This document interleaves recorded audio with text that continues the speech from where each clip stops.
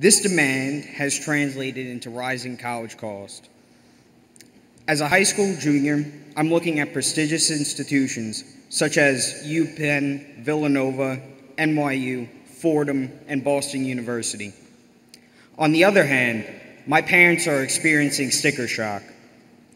All of these schools have a sticker price of over $60,000, with some students, as shown in a BusinessInsider.com article, can pay over $70,000, as the case at NYU.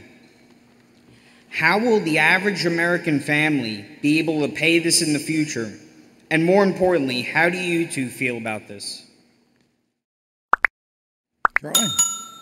Well, the average American family does it by going to less expensive places and getting massive subsidies from the expensive places. If we had to give our college education to only people who could write cash checks for $60,000 or $70,000 a year, we wouldn't have that many college students. So most people are paying less or getting subsidies, but I think it is a big problem that education has just kept raising the price, raising the price, raising the price. And they say, but college-educated people do better. It's a big bargain. But maybe they do better because they were better to start with before they ever went to college. Yeah. And they never tell you that. It's a ridiculous argument. And so I think that's one of the silliest statistics that they publish. I mean, to say that a college education is worth X because people that go to college earn this much more than the ones that don't. You're talking about two different universes, and to attribute the entire difference to the one variable that they went to college as opposed to the difference between the people who want to go to college and have the ability to get into college. It's completely nutty, and about 70% of the people believe in it. So it gives you a certain hesitation about relying on your fellow man.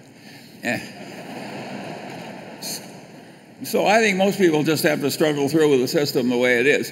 There's a big tendency to have prices rise to what can be collected. And people just rationalize that the service is worth it. And I think a lot of that has happened in education. And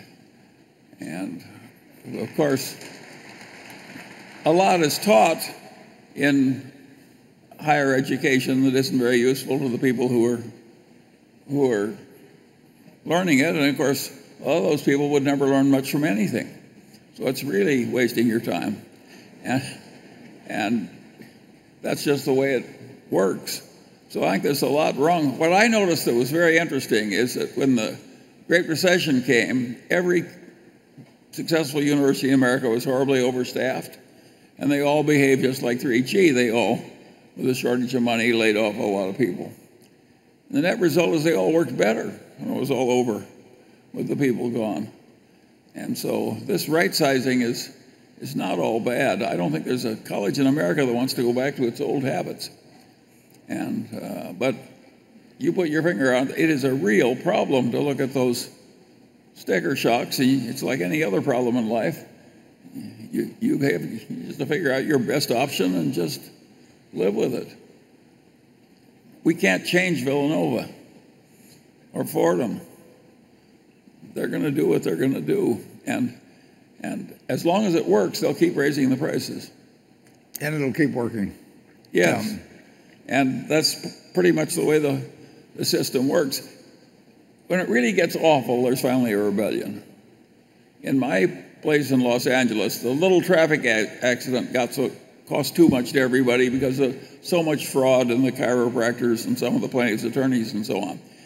And finally, the little accidents were costing so much that they worried about the guy who lived in a tough neighborhood couldn't afford to drive out of it to get a job. And the auto insurance companies thought, my God, if the price is going up like this, they'll have legislation creating state auto insurance or something.